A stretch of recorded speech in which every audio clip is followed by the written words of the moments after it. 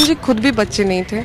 अगर प्यार था तो उन्हें कर लेनी चाहिए थी शादी। आप शादी करके जाती हैं और आपका पति ठीक से आपसे बात भी नहीं करता है और निकल जाता है। आप अपनी गर्लफ्रेंड के पास जाने के लिए इतनी जल्दी जल्दी किए हैं। आप विश्वास नहीं करेंगी, एक टाइम ऐसा आया था जब अक्षरा और पवन जी दोनों लोग साथ में घाट में हूँ, मैं गंगा माँ कसम खा के कह रही हूँ, मैंने यहाँ तक बोला था उस इंसान को। जब आपको पता चल गया कि अक्षरा के साथ इनका रिलेशन है, अक्षरा प्रेग्नेंट हो चुकी है, हो रहा है ना, सदमा लग रहा था मुझे। लंगूर के हाथ में अंगूर मिलना, अक्षरा से आपकी बात कितनी दफा हुई? कभी कभी महलों का जो राजकुमार होता है वो राक्षस होता है और वो राक्षस के रूप में पवन सिंह निकले। ये कब की बात है जब अक्षरा ने कहा कि मैं प्रेग्नेंट हूँ? उन्होंने बोला कि वो सो रहे हैं, पिए हुए हैं, वो सो रहे हैं पी के। तुमसे पहले हम ही प्रेग्नेंट हो गए, अक्षरा जी ने ये बातें कही। हमारा लाइफ पार्टनर कैसा हो, ये एक डिसीजन मुझे लगता है कि लड़कियों को खुद लेना चाहिए। नमस्कार, आप देख रहे हैं देशवा न्यूज। मैं आपकी दोस्त, आपकी होस्ट बबीता मिश्रा।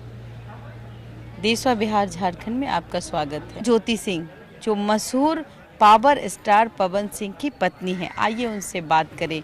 आपका देशवा न्यूज, देशवा बिहार झारखंड में बहुत बहुत स्वागत है। नमस्ते आप सभी को, जो भी आपके चैनल से मुझे देख रहे हैं उन सभी को नमस्ते।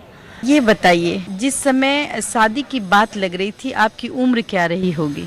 21 साल। 20-21 साल जी। 20-21 साल की थी आप, और ये कहानी कैसे रिश्तों में आ जाती है? आपके फादर पवन सिंह के दरवाजे गए थे या पवन सिंह आपके दरवाजे पे आपके हाथ मांगने के लिए आए थे आपका? जी, मेरी बुआ की शादी हुई है पवन जी के गांव में, जस्ट उनके घर के कुछ आगे ही हैं।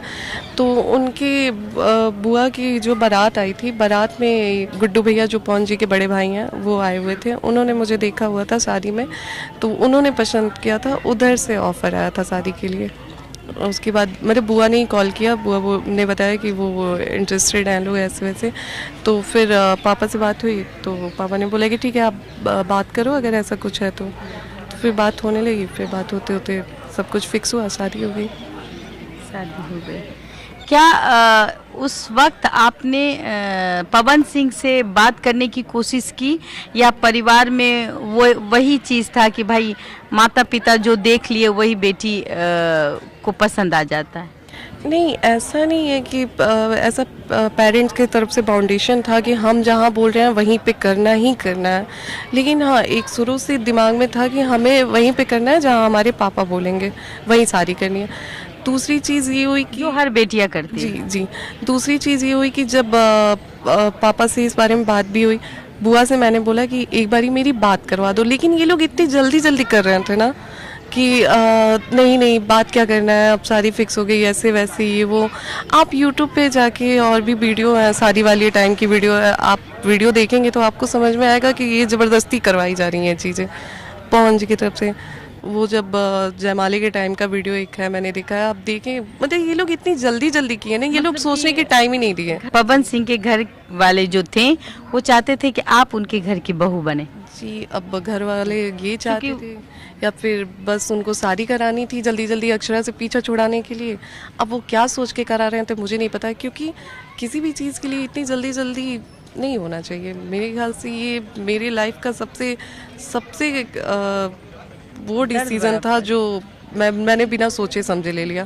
ठीक है, पेरेंट्स की मर्ज़ी से शादी करना अच्छी बात है, लेकिन हमें अपनी भी चीज़ें समझनी चाहिए कि हम क्या चाहते हैं, हमारा लाइफ पार्टनर कैसा हो। ये एक डिसीज़न मुझे लगता है कि लड़कियों को खुद लेना चाहिए, जो आप नहीं ले पाए। जी बिल्कुल।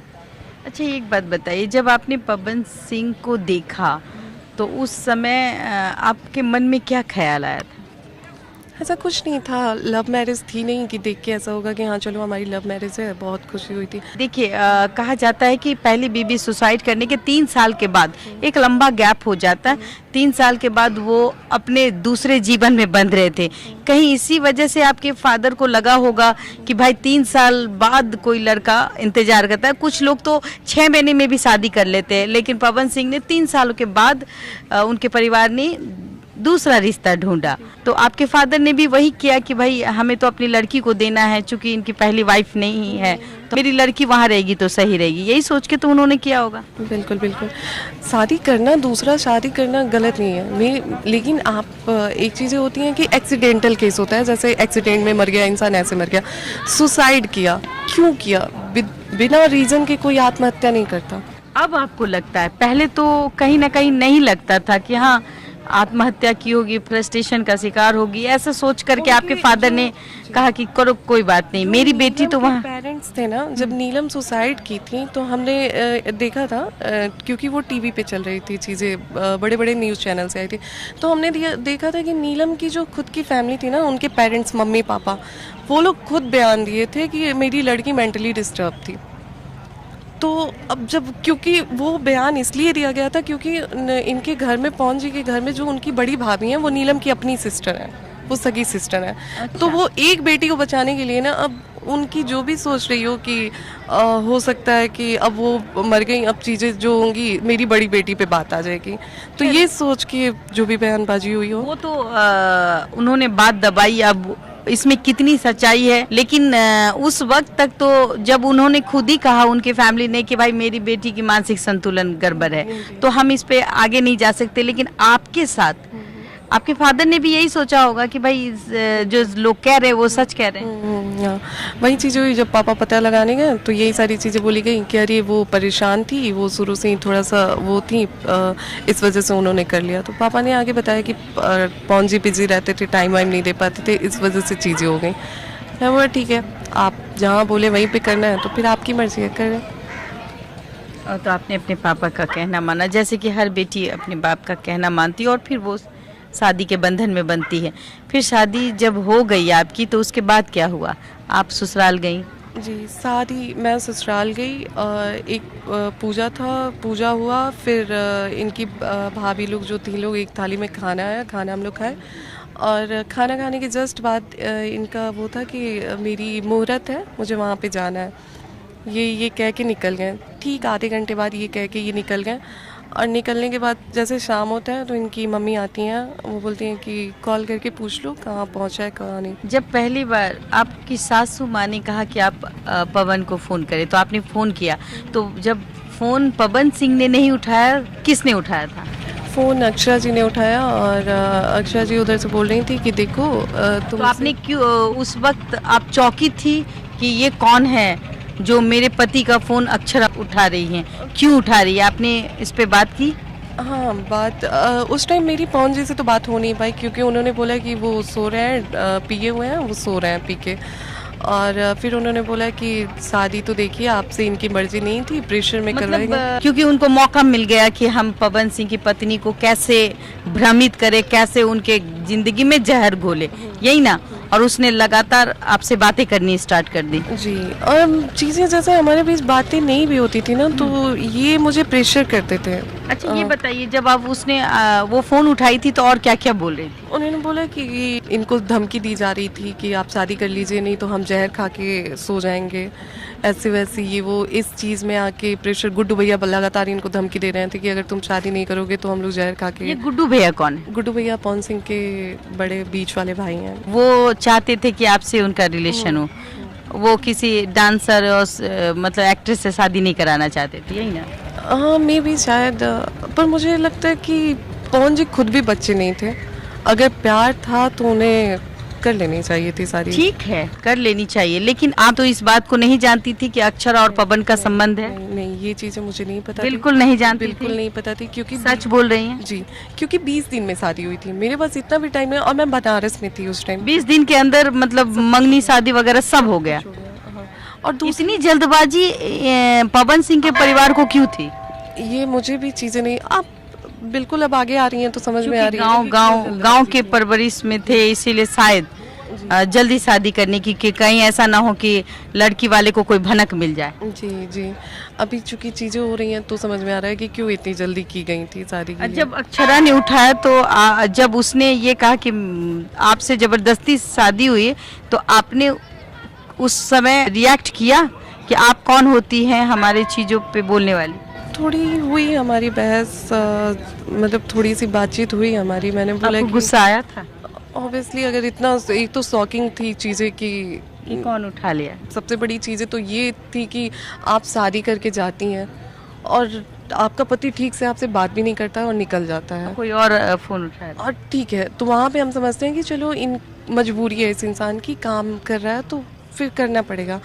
दूसरे ही सेकंड में पता चलता है कि नहीं वो काम नहीं था, आप अपनी गर्लफ्रेंड के पास जाने के लिए इतनी जल्दी जल्दी किए हैं। जब आपको पता चला कि गर्लफ्रेंड है तो फिर आप कितनी ठगी महसूस हुई होंगी? मुझे एकदम समझ में नहीं आ रहा था कि मैं क्या करूं। मैं घर पे भी फ़ोन करके नहीं बताना किसको चाहती थी कि ऐसी ऐसी चीज़ें, क्योंकि मुझे ऐसे लग रहा था कि मैं मजाक बन जाऊंगी, मेरा मजाक बन जाएगा, तो मैं किससे कहूँ, मैं किसको बोलूँ। तो इसलिए ना मैंने सोचा कि नहीं, अभी नहीं, अभी घर तक चीज़ों को नहीं ले जाते हैं, खुद से मैनेज करने की कोशिश करते हैं। आपने अक्षरा ने जब कौन कौन सी ऐसी ऐसी बातें कही जिससे सुन के आपको तकलीफ और रोने का मन किया?